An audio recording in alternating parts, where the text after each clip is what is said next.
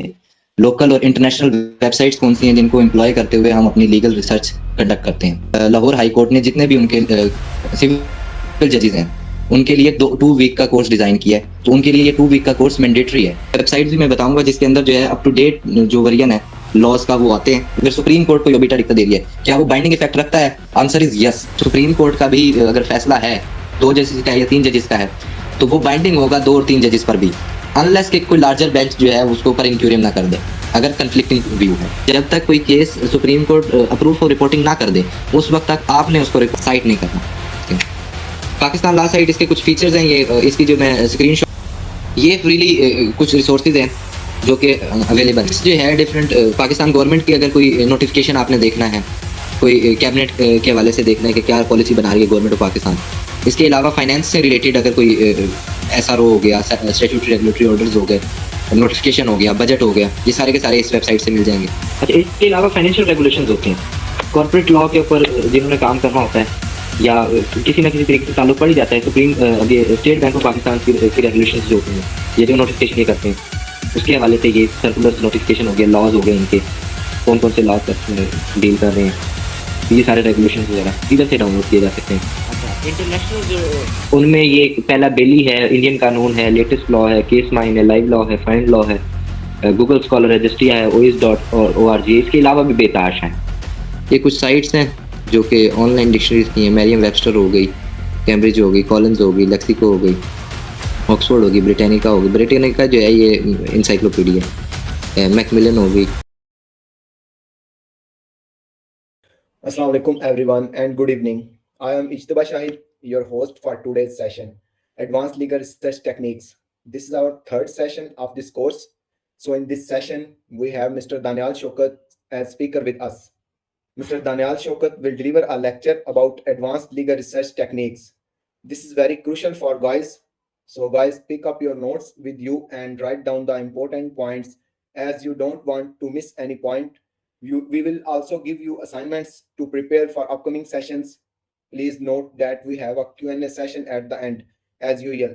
Don't forget to take an active part in it.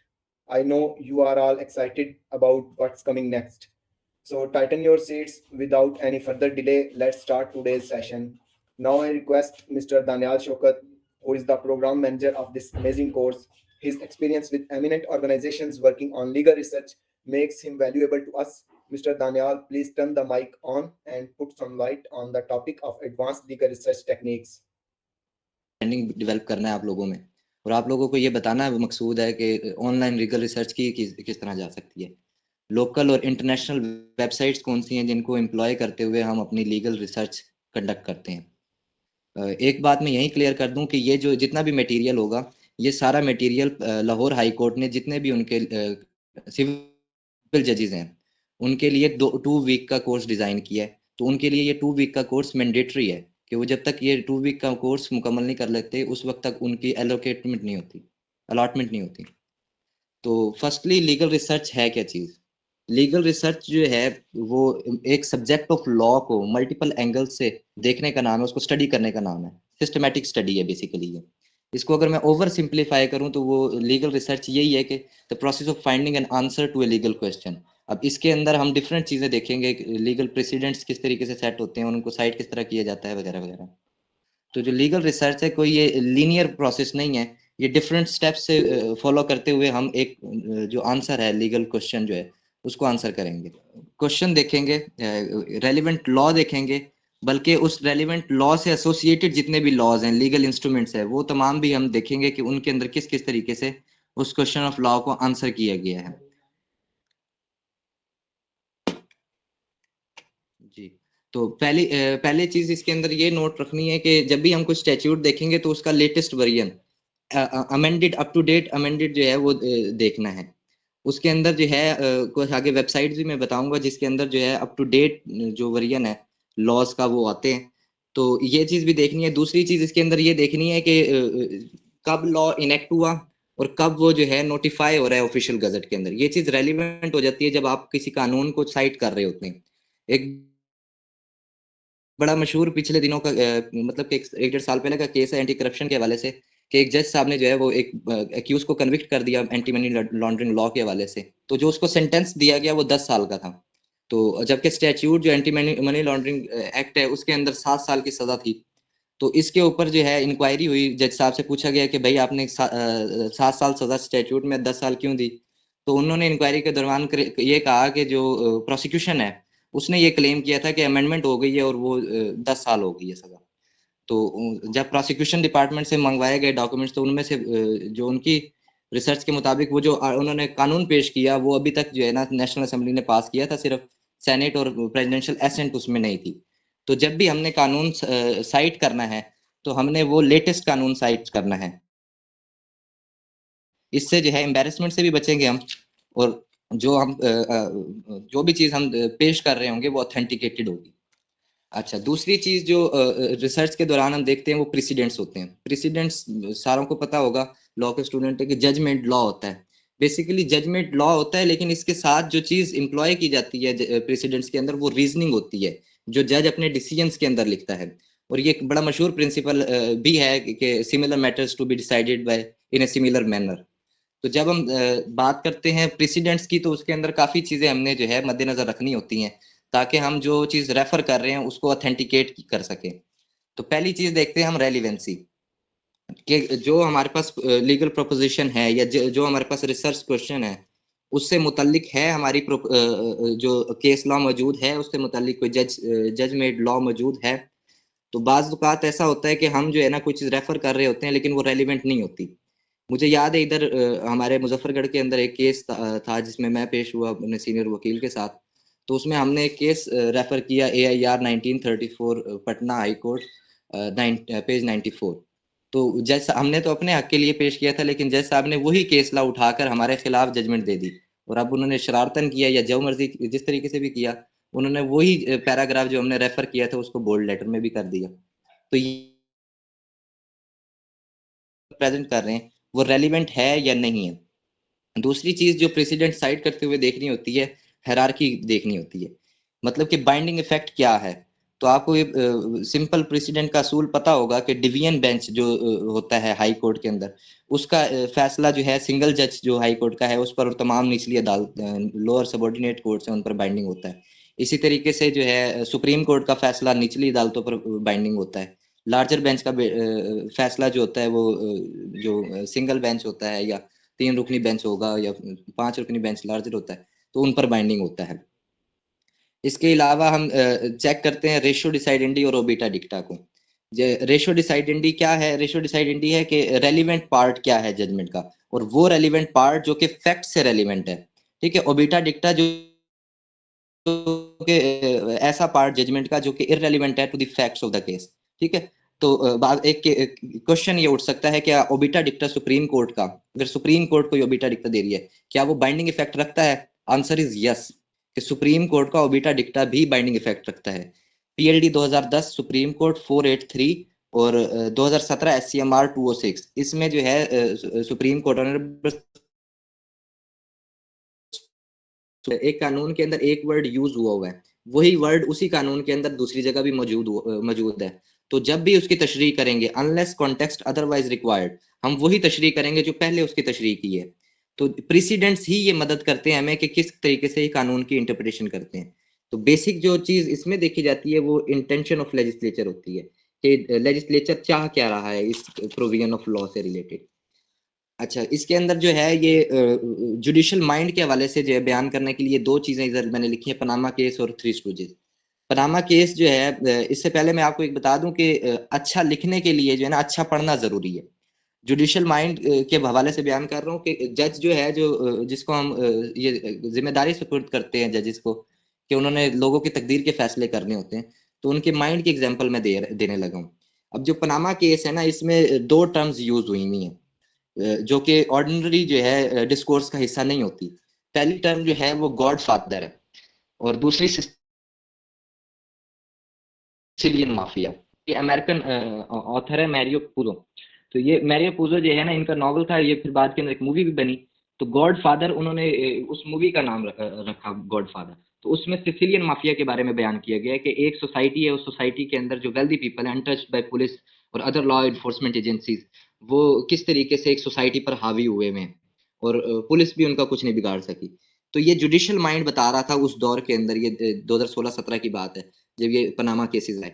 तो president के मामले के अंदर हम देखते हैं कि जो जुडिशियल माइंड है वो किस तरीके से जो जुडिशियल जो एक जज का पर्सपेक्टिव है वो किस तरीके से प्रेसिडेंट के ऊपर हावी होता है। ये सारी बातें रेलिवेंट किस वजह से हैं, जब हम आप रिसर्च करते हैं उसके अंदर जब हम प्रेसिडेंट साइड करते हैं तो हम साथ ये रेलिवेंट बताते हैं कि इस जज का ये प्रिंसिपल है, ये अकायदे हैं, ये बायसनेस हो सकती है, ये बायसनेस नहीं हो सकती, ये सारी चीजें उधर रेफर करते हैं।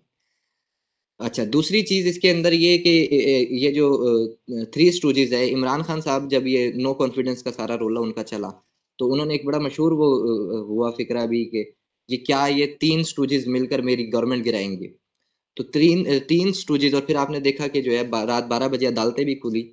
तो जब ये पहला सोमोटो का केस का जो ऑर्डर दिया जस्टिस उमर अता बंदयाल ने, तो उसके अंदर पैरा 5 है गालबन। तो उसमें उन्होंने सिंध बार एसोसिएशन केस है 2009 का, उसको रेफर करते हुए उन्होंने लिखा उस ऑर्डर के अंदर कि no institute shall take extra extra constitutional measure. ये बात उन्होंने लिखी। वजह ये थी कि जब उन्होंने रेफर किया कि ये स्टूजेस जो है ये कॉमेडी कैरेक्टर्स हैं। स्टूजेस जो है वो कॉमेडी कैरेक्टर है। तो उन्होंने ये जस्टिस उमर अता बंदयाल ने ये इस बात को काउंटर करने के लिए, मेरा यही बिलीव है कि उस बात को काउंटर करने के लिए उन्होंने केस का हवाला दिया और ये बात लिखी कि no institution shall take extra constitutional measure, कि जिनको आप रेफर कर रहे हैं कि उन्होंने गवर्नमेंट गिराई, तो ये ऐसी बात नहीं है उन्होंने गवर्नमेंट गिराई, कॉन्स्टिट्यूशनल मैकेनिज्म है उसके तहत जो है नो कॉन्फिडेंस वगैरह आती है। अच्छा, ये हो गया। इसके अलावा जो प्रेसिडेंट्स हैं वो इम्पोर्टेंट क्यों हैं? प्रेसिडेंट इम्पोर्टेंट इसलिए हैं कि एक तो स्टेबिलिटी होती है, लॉ की इंटरप्रिटेशन के हवाले से स्टेबिलिटी होती है कि इंटेंट लेजिस्लेटिव इंटेंट जो है वो ये थी लॉ की, लॉ बनाने वालों का मकसद ये था। तो ये एक तो ये वजह आ गई। जब हम इंटरप्रिटेशन पढ़ते हैं तो इंटरप्रिटेशन के अंदर मुख्तलिफ चीज़ें कंसीडर की जाती हैं कि लॉ की इनेक्टमेंट क्या है, टेक्स्ट क्या कह रही है, फिर उसकी जो है पॉलिसी मैटर क्या है कि लॉ से जो है क्या लेना मकसूद था, पर्पजिव इंटरप्रिटेशन ऑफ लॉ कहते हैं इसको। इसके अलावा लेजिस्लेटिव इंटेंट वाले से, तो ये सारी चीजें उसमें डिस्कस हो जाती हैं। दूसरी है प्रिडिक्टिबिलिटी। जब हमें प्रेसिडेंट सेट होंगे तो उसके अंदर प्रिडिक्टिबिलिटी आ जाएगी कानून के अंदर, लीगल सिस्टम के अंदर। तो predictability for example Sughra Bibi case एक 2018 में जस्टिस आसिफ सईद खोसा ने जो है वो जजमेंट लिखी इसकी। सुगरा बीबी केस में उन्होंने ये क्लियर कर दिया कि एक वाकया हुआ है तो उसके ऊपर सिर्फ एक एफआईआर होगी, सेकंड एफआईआर नहीं होगी। तो अब जब भी एकेडमिया वाले भी इस क्रिमिनल जस्टिस सिस्टम पर लिखेंगे या फिर अदालतों के अंदर हम देखेंगे या कोई प्रोसीड होगी या एक एफआईआर हो गई है, उसके बाद अब क्या रेमेडीज अवेलेबल है, तो उसके अब सेटल होगी ये बात, प्रेडिक्टेबल है ये बात कि सेकंड एफआईआर नहीं हो सकती। या तो हम अपना वर्जन जो है वो इन्वेस्टिगेशन ऑफिसर को बयान करेंगे या फिर जो है ना हम सेक्शन 200 सीआरपीसी के तहत इस्तगासा फाइल कर देंगे। तो ये जो प्रेसिडेंट्स होते हैं वो प्रिडिक्टिबिलिटी ले आते हैं लीगल सिस्टम के अंदर। तीसरी चीज इसके अंदर है इंटेग्रिटी। इंटेग्रिटी लीगल सिस्टम में किस तरीके से लेकर आते हैं, आपको रेफर में फॉर एग्जांपल के जो रूल ऑफ कंसिस्टेंसी है, ये हाई कोर्ट की मुतअद्दिद जजमेंट्स हैं इसके ऊपर। रूल ऑफ कंसिस्टेंसी, ये है कि अगर एक एफआईआर में एक से ज्यादा मुल्जिमान है और उन तमाम मुल्जिमान से एक ही किस्म का जो है ऑफेंस मंसूब किया गया है, तो उनमें से किसी एक मुल्जिम को भी अगर बेल हो जाती है तो तमाम मुल्जिमान जो है वो बेल के हकदार हो जाएंगे। ये रूल ऑफ कंसिस्टेंसी कहलाता है। इस तरीके से जुडिशियल सिस्टम और लीगल सिस्टम हमारा जो है वो इंटेग्रिटी में रहता है।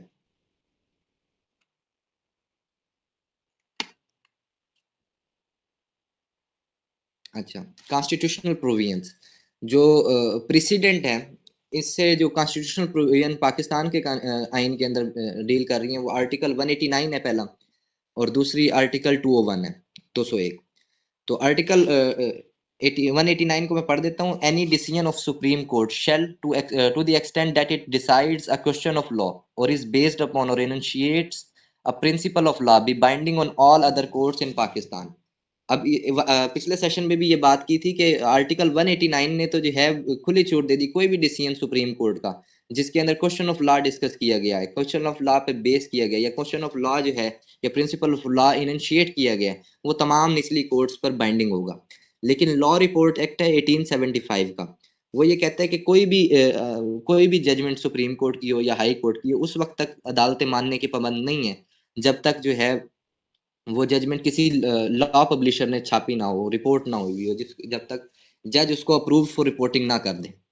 आल्दो कि इस पर एक बहस हो सकती है, ये रिसर्च क्वेश्चन भी हो सकता है कि क्या लॉ रिपोर्ट एक्ट 1875 के सेक्शन 3 वो इतनी ताकत रखता है कि कॉन्स्टिट्यूशनल प्रोविजन जो है आर्टिकल 189 उसको डिफाई कर दे। तो ये एक रिसर्च क्वेश्चन हो सकता है अगर किसी ने रिसर्च करनी हो इसके मामले पे। मुझे आप भी इस पर जो है बड़ी वो है।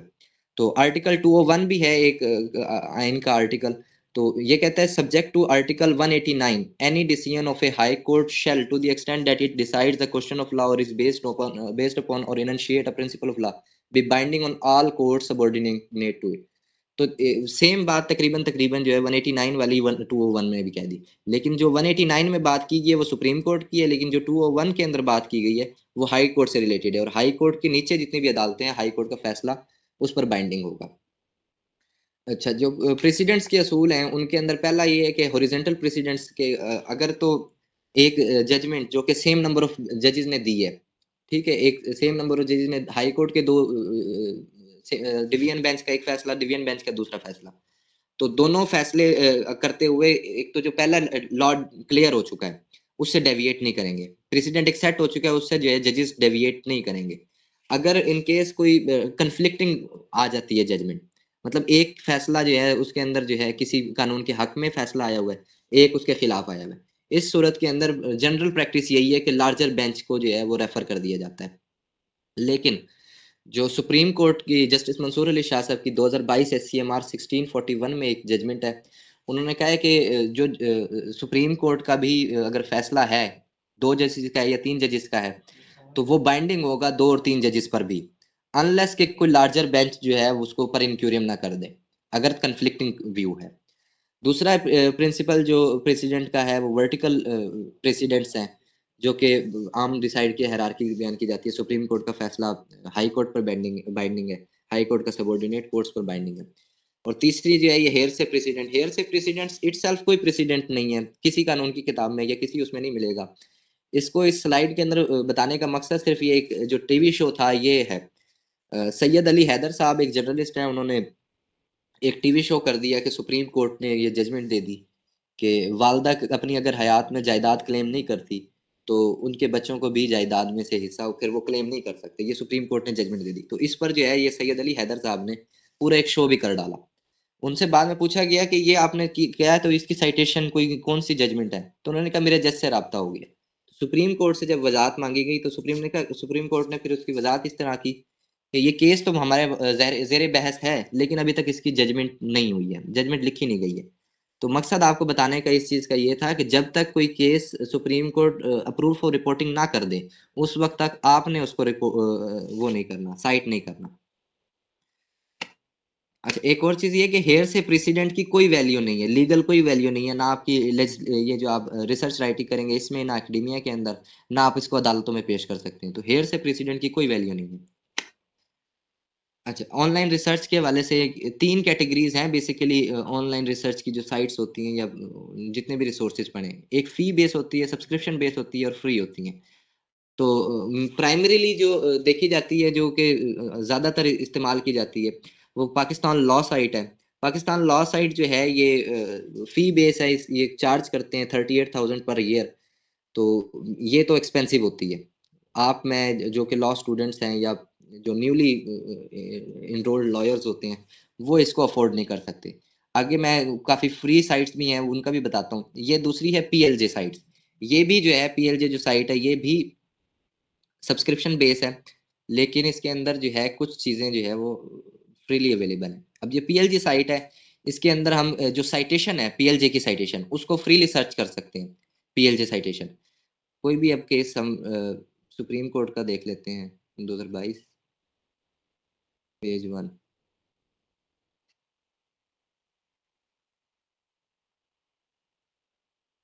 तो ये ये PLJ साइट की,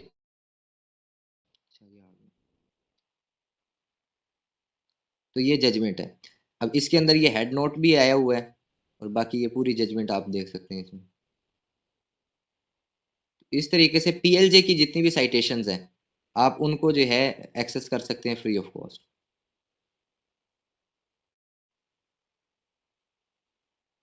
अच्छा, दूसरा है ईस्ट लॉ, ये भी सब्सक्रिप्शन बेस है। लॉ फाइंडर ये भी वैसे सब्सक्रिप्शन बेस है, लेकिन इससे इंडियन जजमेंट्स जो है ना वो जो है हम सर्च कर सकते हैं। मैंने जैसे बताया कि जो सिविल जजेस वगैरह हैं उनको जो बार एक्सेस देती है, तो लॉ फाइंडर लाइव का देती है एक्सेस। लाहौर हाई कोर्ट कम से कम दे रही है अपने जजेस को लॉ फाइंडर लाइव का सब्सक्रिप्शन। इससे वो जजमेंट्स जो इंडियन जजमेंट साइट होती हैं उनको देख सकते हैं। पाकिस्तान लॉ साइट, इसके कुछ फीचर्स हैं, ये इसकी जो मैं स्क्रीनशॉट्स ग्रुप्स में शेयर कर दूंगा पाकिस्तान लॉ साइट के वाले से। लेकिन इसको सर्च करने का तरीका बड़े ही आसान है कि केस लॉ की मदद से भी सर्च कर सकते हैं, एडवांस सर्च का ऑप्शन होगा, स्टैट्यूट सर्च कर हो सकते हैं, सेक्शन वाइज सर्च कर सकते हैं। कोर्ट रूम का पता है आपको, तो कोर्ट से भी सर्च कर सकते हैं, साइटेशन के वाले से। और बाकी इनके अंदर जो भी चीज़ें देख लेंगे, पंजाब के स्टैट्यूट और फेडरल स्टैट्यूट वगैरह, जजिस का नाम, लॉयर के नाम से भी सर्च किया जा सकता है। ये फ्रीली कुछ रिसोर्सेज हैं जो कि अवेलेबल हैं। सुप्रीम कोर्ट है एक, तो सुप्रीम कोर्ट की वेबसाइट पर ही जाकर हम जो है कोई केस सुप्रीम कोर्ट का सर्च कर सकते हैं।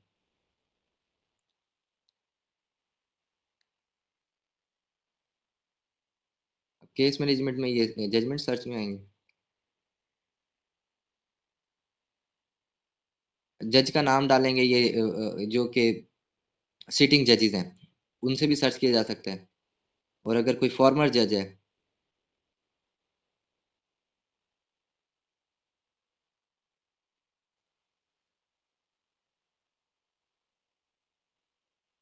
फॉर्मर कोई अगर जज है तो उसके उससे भी देखकर सर्च किया जा सकता है कोई केस उनके रिपोर्टेड है या अनरिपोर्टेड है।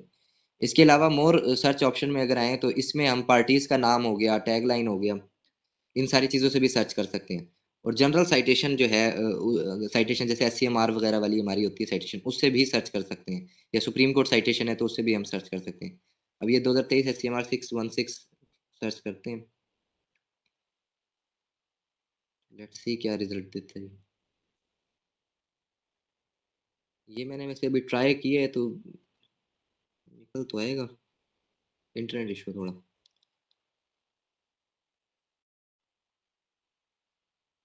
अच्छा, इसी तरीके से लाहौर हाई कोर्ट की,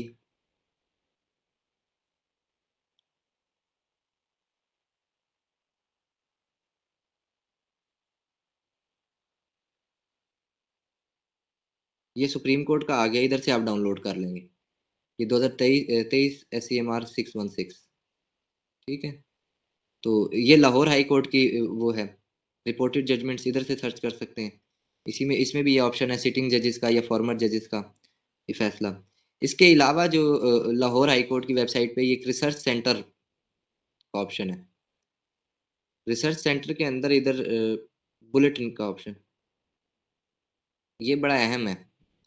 अब इधर से मैंने कंसोलिडेटेड वॉल्यूम पहले ही डाउनलोड कर रखा है इधर। तो ये जो है ना हर 15 दिन बाद जो है ना लाहौर हाई कोर्ट का जो रिसर्च सेंटर है वो ये शाये करता है। इसमें ये होता है कि वो 15 दिन के जितने भी केस लॉज होते हैं ना, इम्पोर्टेंट इम्पोर्टेंट, सुप्रीम कोर्ट के हो गए, लाहौर हाई कोर्ट के हो गए, सिंध हाई कोर्ट के हो गए, या पेशावर के, ये जितने भी वो हैं सुप्रीम कोर्ट ये केसेस, वो ये एक इसकी समरी टाइप डाल देते हैं। मतलब अगर के 10 पेजेस का या 20 पेजेस का फैसला है तो उसको 1 पेज, 1.5 पेज, 2 पेज पे वो कन्वर्ट कर देते हैं।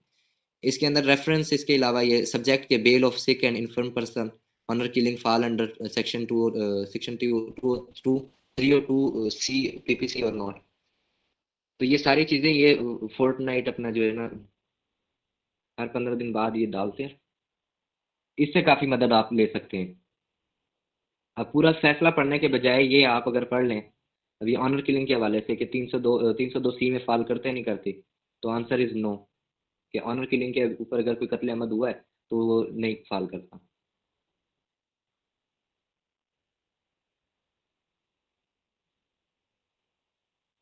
इसी तरीके से फेडरल शरीयत कोर्ट,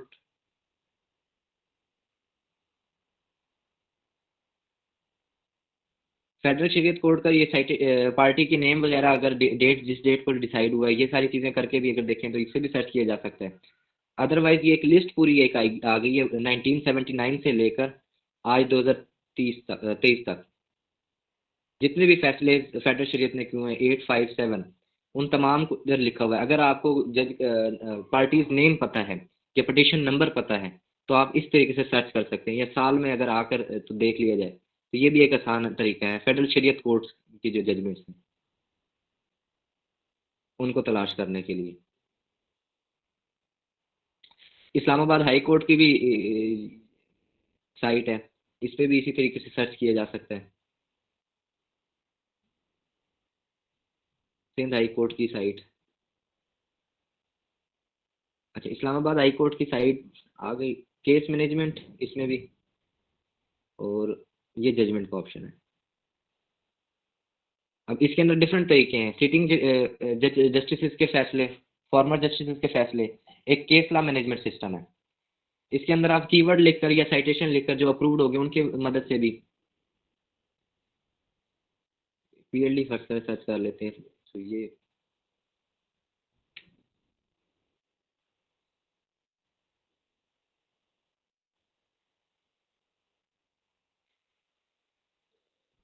इस्लामाबाद हाई कोर्ट की वैसे ही स्लो है ये साइट। इस तरीके से सिंध हाई कोर्ट है, इनकी भी जजमेंट्स, ये लेटेस्ट केस लॉ जो है उनके, ये इधर बयान कर दिए जाते हैं, लेटेस्ट वाले।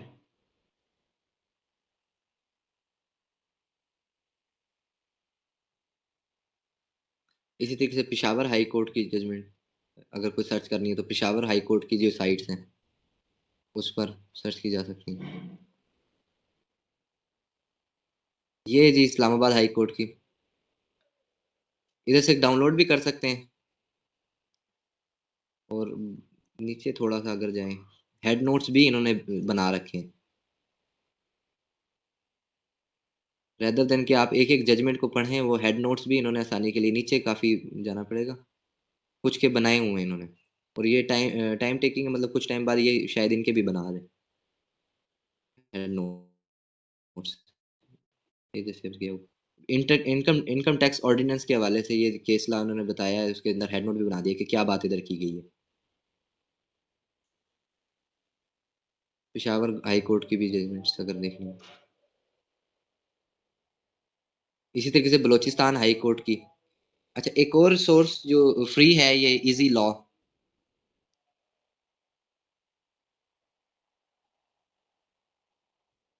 इजी लॉ में जो है 1.5 लाख से ज़्यादा जजमेंट्स पाकिस्तानी जो है वो पड़ी हैं। इस पे आप स्टैंडर्ड सर्च भी कर सकते हैं, मतलब कोई अगर वर्ड लिखकर आप सर्च करें तो वो भी सर्च कर सकते हैं, साइटेशन सर्च भी कर सकते हैं, कोई साइटेशन अगर आपने करनी हो तो।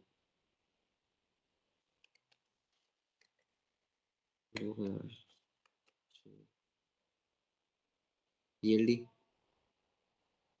वो नहीं कर लेते, इसको सर्च करेंगे तो ये जैसे आ गए हैं, इसको निकाल लेंगे easylaw.ai, तो ये भी काफ़ी सारी जजमेंट्स जो है वो निकाल देती है। इसके अलावा स्टैंडर्ड सर्च है, बुलियन टेक्निक्स की मदद से अगर सर्च करेंगे तो ज़्यादा इफेक्टिव सर्च होगा। मतलब कि अगर हमने कोई जजमेंट सर्च करनी है,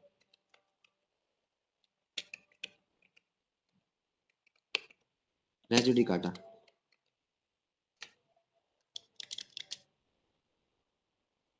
तो एंड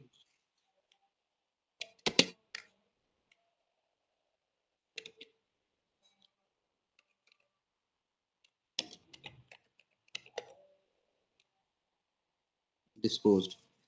अब इसको इन दो को दो वर्ड लाजमन होने चाहिए, तो मैंने एंड का ऑपरेशन लगाया बीच में। एंड ऑपरेशन से जो है ना, अगर कोई ऐसी जजमेंट जिसमें ये दोनों वर्ड्स होंगे वो ही सर्च करके ये देगा। अगर हमने देखना है कि किसी एक वर्ड कोई एक वर्ड इनमें से हो जाए तो और का ऑपरेशन, तो इस तरीके से बुलियन टेक्निक इस्तेमाल करके भी जो है इसको इफेक्टिवली यूज किया जा सकता है इस साइट को। अब ये वो केस आ गया है जिसमें रेस जुडिकाटा जो है वो डिस्कस किया गया है। रेस जुडिकाटा रिजल्ट क्या है, ये सारी चीज़ें, तो इजी लॉ डॉट ए आई, ये हो गया।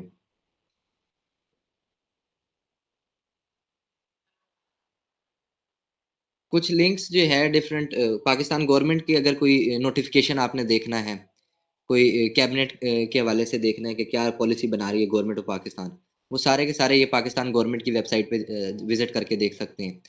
इसके अलावा फाइनेंस से रिलेटेड अगर कोई SRO हो गया, स्टैट्यूटरी रेगुलेटरी ऑर्डर्स हो गए, नोटिफिकेशन हो गया, बजट हो गया, ये सारे के सारे इस वेबसाइट से मिल जाएंगे। इसी तरीके से ये GLX, अब ये जैसे हैं, इनके टेंडर्स हो गए, नोटिफिकेशन हो गए, ये सारी चीजें इधर से। ये चीज रेलिवेंट कब होगी?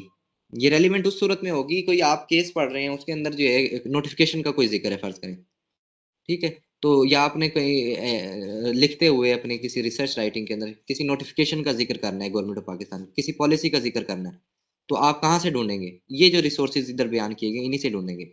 इसी तरीके से इस्टेब्लिशमेंट डिवीजन है, इनके नोटिफिकेशन होते हैं, लॉज होते हैं, रूल्स होते हैं, इनको इनकी वेबसाइट से देखेंगे।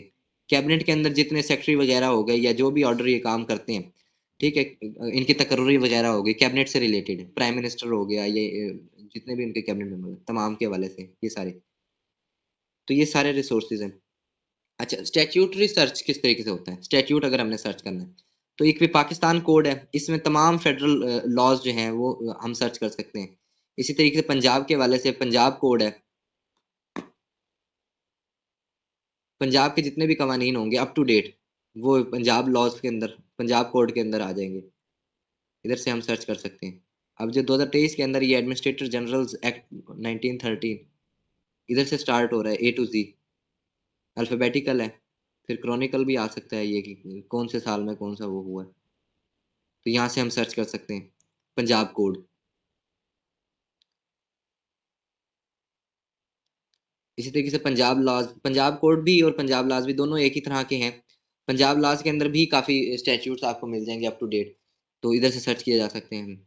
इसके अलावा सिंध कोड है, जो कि सिंध के जितने भी लॉज हैं अप टू डेट वो सिंध कोड के अंदर आ जाएंगे, इसको सर्च कर लेंगे।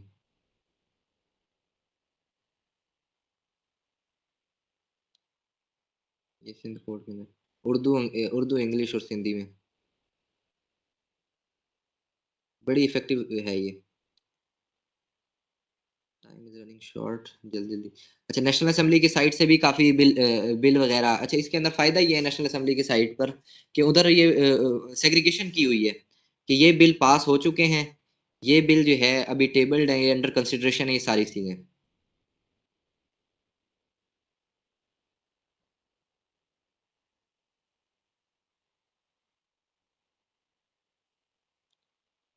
बिल पास बाय सारी तरह,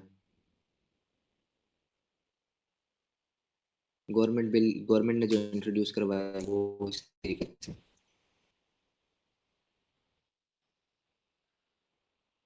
ठीक है। अच्छा, केपी कोड, KPK के जितने भी वो होंगे तो KP कोड में आ जाएंगे। पंजाब के पंजाब प्रोविंशियल गवर्नमेंट की जो प्रोविंशियल असेंबली है, इसकी साइट से भी हम कर सकते हैं डाउनलोड कोई भी बिल। बलोचिस्तान का हो गया, आज़ाद एंड जम्मू कश्मीर, इनके भी लॉज जो है वो इनकी एक वेबसाइट है, इसमें मिल जाएंगे आज़ाद एंड जम्मू कश्मीर के हवाले से।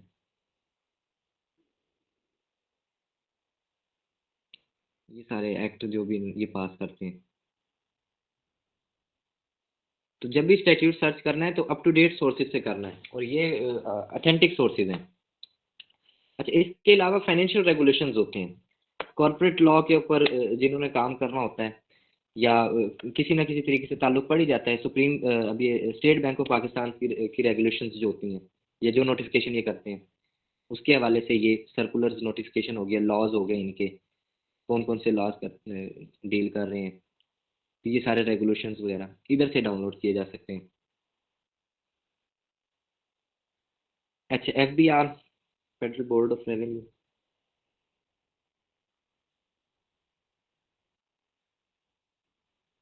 इनके SROs, नोटिफिकेशन वगैरह, ये सारी की चीज़ें, लॉज इनके जितने भी हो गए, ये सारे इधर से डाउनलोड किए जा सकते हैं। अच्छा, फाइनेंस फाइनेंस डिवीजन का वो मैंने पहले बताया है, जैसे फाइनेंस डिवीजन का ये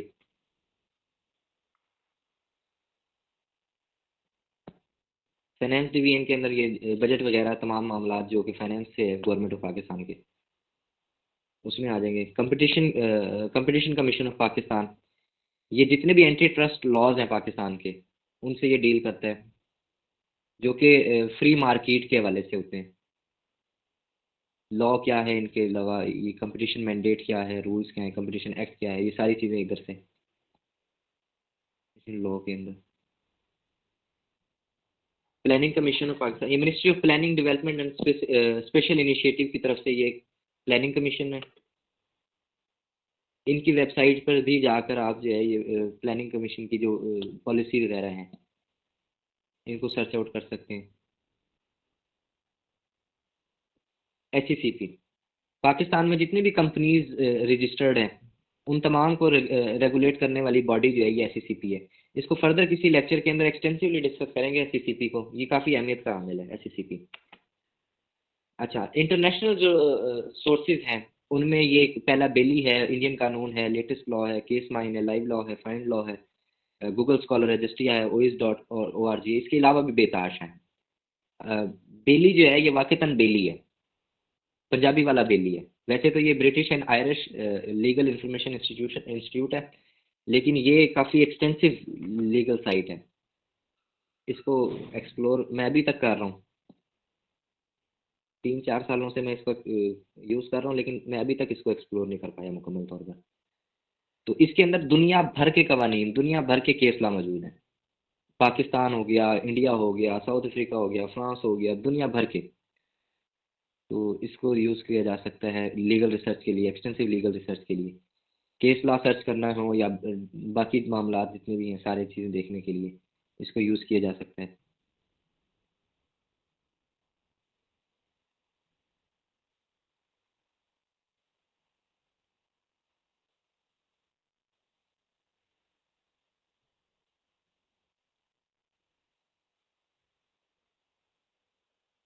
यूनाइटेड किंगडम के हवाले से जितने भी उनके हाउस ऑफ लॉर्ड की डिसीजंस हैं, सुप्रीम कोर्ट के डिसीजन, प्रिवी काउंसिल के डिसीजंस हैं, उन तमाम को सर्च किया जा सकता है इसमें हाउस ऑफ लॉर्ड के हवाले से। फिर एक और भी था लॉ,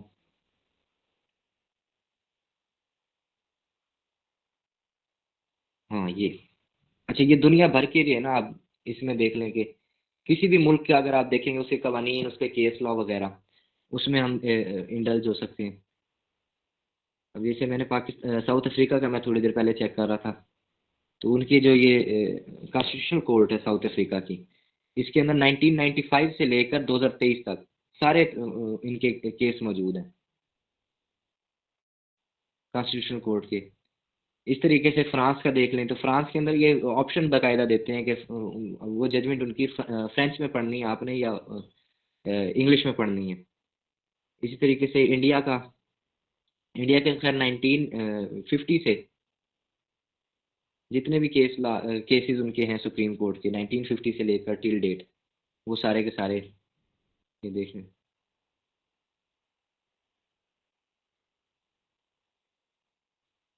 एक और बात इसके अंदर, ये इंडिया के हैं, दुनिया भर के मौजूद हैं इसके अंदर, जिम्बाब्वे तक, अफगानिस्तान से जिम्बाब्वे तक। तो बेली काफ़ी एक हेल्पफुल है। ये सिर्फ केस लॉ पर महदूद नहीं है, इसके ऊपर जो है डिफरेंट किस्म के जो लॉज हैं डिफरेंट ममालिक के, वो भी, और सारी की सारी चीज़ें। बेली काफ़ी एक्सटेंसिव एक वो है, इसलिए मैं कहता हूँ बेली बेली है, ये एक रिसर्चर का बेली है ये। अच्छा, इंडियन कानून है एक, इंडियन कानून भी ये फ्री लीगल रिसर्च साइट है।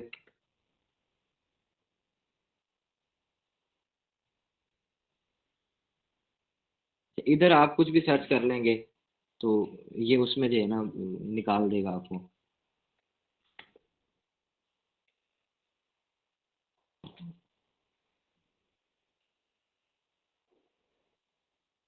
ये फर्स्ट करें, सर्च करते हैं, ये वो जजमेंट निकाल देगा। इसका थोड़ा सा खबत ये है कि ये जजमेंट के अंदर जो रेफर हुए हुए हैं ना उनको भी निकाल देता है, उससे जो है ना मेन जजमेंट जो निकालनी होती है उसमें थोड़ी सी प्रॉब्लम आती है।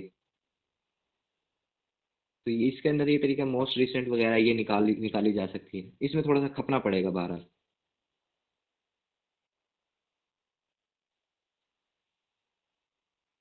फाइंड लॉ, ये अमेरिकन, इसके अंदर से सर्च किए जा सकते हैं, लीगल इशू करेंगे सर्च तो लॉयर की भी सर्च किया जा सकता है। इसके अलावा गूगल स्कॉलर, गूगल स्कॉलर जो है ये मल्टी टैलेंटेड बच्चा है, क्लास का मल्टी टैलेंटेड बच्चा। अच्छा, इसके अंदर जो है ना केस लॉ के हवाले से पहले तो देख लेंगे ये यूनाइटेड स्टेट्स के जितने भी कवानी केस लॉज हो सकते हैं, जितने भी कोर्ट्स हैं उनके केस लॉ सारे के सारे रिपोर्टेड, वो हम यहाँ से सर्च कर सकते हैं, कोई भी केस हो इधर, ख्वाह वो सुप्रीम कोर्ट का हो या कोई और हो।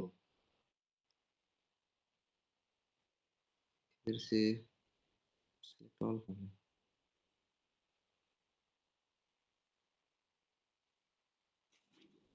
अब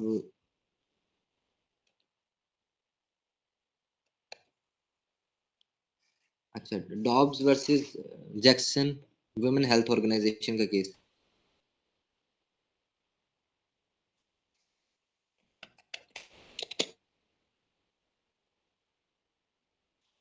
अब ये वो केस है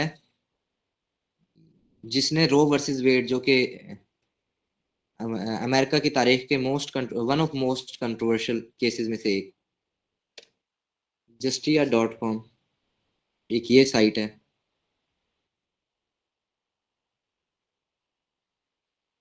जिस तरह गूगल स्कॉलर केस ला निकालता है, इसी तरीके से जस्टिया भी निकालता है। गूगल स्कॉलर की एक और चीज मैं इधर बयान कर दूं कि इस पे आप कोई भी रिसर्च आर्टिकल जो कि है वो भी सर्च कर सकते हैं।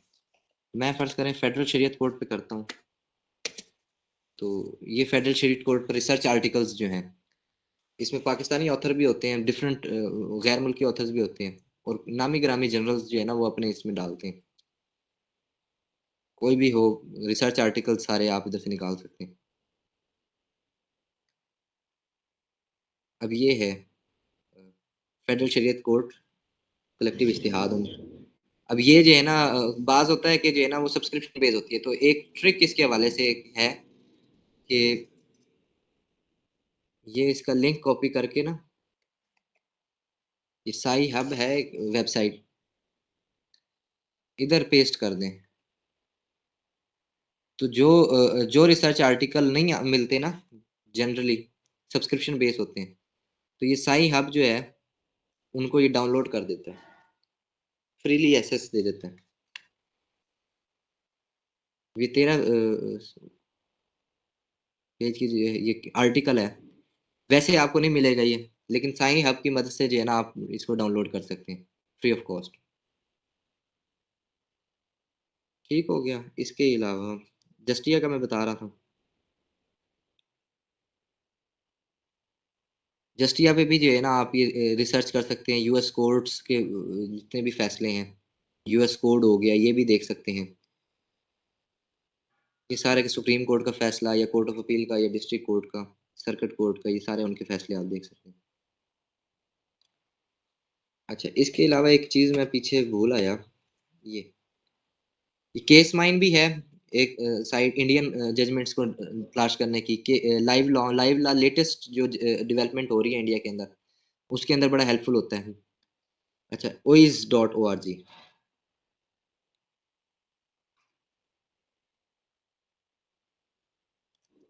ये काफ़ी अच्छी साइट है। सुप्रीम कोर्ट जो है अमेरिका की, उसके जितने भी केसेस हैं 1970 से या 1950 से, गालबन देख लेंगे वो, तो उससे लेकर आज तक जितने भी केसेस के अंदर फाइनल आर्गुमेंट्स हुए हैं, उसकी ऑडियो रिकॉर्डिंग इधर पड़ी है इन केसेस के।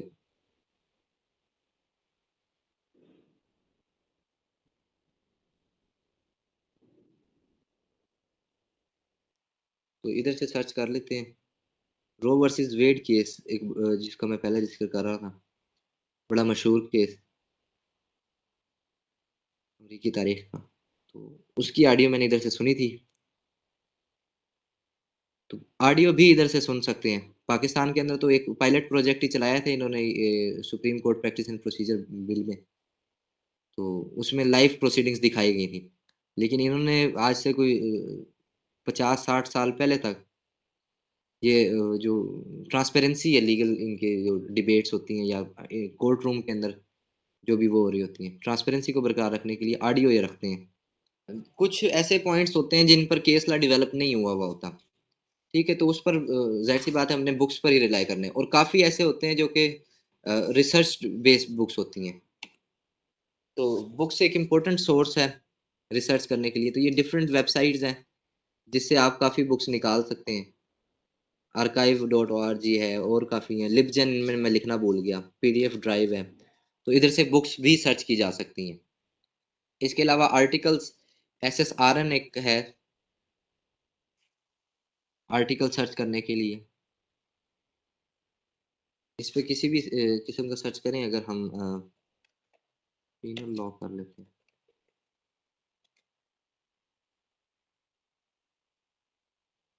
तो ये सारा बता देगा कि law of offence and bail in Pakistan. तो ये आर्टिकल्स, रिसर्च आर्टिकल्स इसके ऊपर मिल जाएंगे।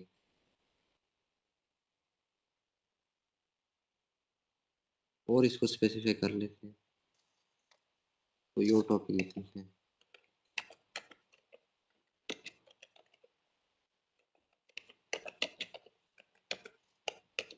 फेडरल शरीयत कोड पर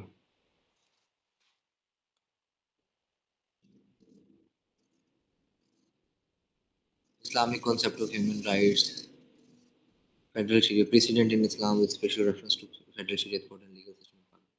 तो रिसर्च आर्टिकल्स जो है ना, वो इधर से डाउनलोड किए जा सकते हैं, जो कि एक डिफरेंट इंटरप्रिटेशन ऑफ लॉ आपको बताएंगे। ठीक है, ये एब्स्ट्रैक्ट दिया हुआ है, कीवर्ड्स दिए हुए हैं। पिछले ये अमर भाई, जब जिस दिन अमर भाई का सेशन था, अमर इब्न मुनीर का, तो उन्होंने भी ये दिखाया थी। तो इधर से डाउनलोड किए जा सकते हैं। ठीक है, इसी तरीके से एकेडेमिया से, रिसर्च गेट से, साउथ एशियन जर्नल एक बड़ा रिकॉग्नाइज जर्नल है, इधर से भी हम डाउनलोड कर सकते हैं। डाउनलोड तो खैर नहीं, पढ़ सकते हैं इसमें इश्यूज की सूरत के अंदर।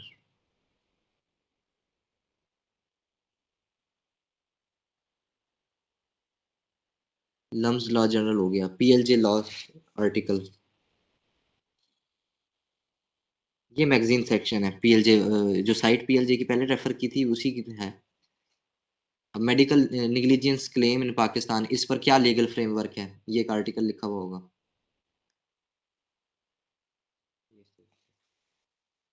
ये रिसर्च आर्टिकल्स हैं,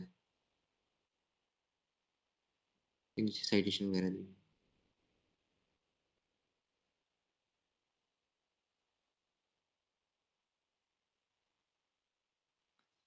ठीक है, इस तरीके से इंटरनेशनल जर्नल्स हैं। लॉ रिव्यू कॉमन्स हो गया, हार्वर्ड लॉ रिव्यू हो गया, कोलंबिया लॉ रिव्यू हो गया, ये लॉ जर्नल हो गया, स्टैनफोर्ड हो गया, डायरेक्टरी, ये ओपन एक्सेस जर्नल है ये वाले, डायरेक्टरी ऑफ ओपन एक्सेस। इधर से आप जर्नल्स को निकाल सकते हैं किसी तरीके से। अब फॉर एग्जांपल इसके अंदर हम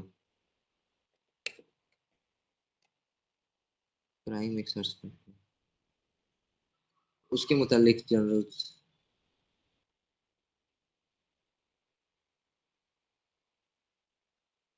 अब ये वो है journal, law crime in history वाले।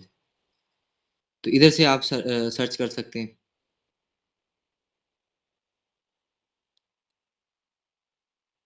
अच्छा, इंसाइक्लोपीडिया एंड डिक्शनरी। इंसाइक्लोपीडिया जो है वो जनरल नॉलेज को, ब्रॉड जो नॉलेज है, जनरल नॉलेज है, उस पर फोकस करता है, जबकि डिक्शनरी जो है वो ग्रामेटिकल जो स्ट्रक्चर है एक वर्ड का, उससे रिलेटेड होता है। डिक्शनरी और इंसाइक्लोपीडिया बड़ा फर्क है इसके अंदर। ठीक है, तो जो डिक्शनरी है वो सिंगल वॉल्यूम के अंदर होगी, ए से लेकर जी तक, जबकि इंसाइक्लोपीडिया मल्टीपल थिंग्स को एक सब्जेक्ट ऑफ लॉ के अंदर मल्टीपल जो उसके अंदर एंगल्स हैं उसको डिस्कस कर रहा होगा। ये भी लीगल डिस्कोर्स के अंदर बड़ी अहमियत के हामिल होते हैं, इंसाइक्लोपीडिया और डिक्शनरीज। अदालतों में भी रेफर करते हैं, जब हम एकेडमिक राइटिंग कर रहे होते हैं उसके अंदर भी डिक्शनरी के मीनिंग को हम रेफर कर रहे होते हैं।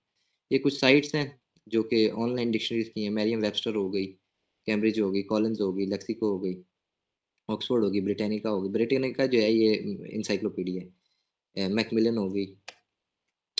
तो ये ख़त्म हुई इधर।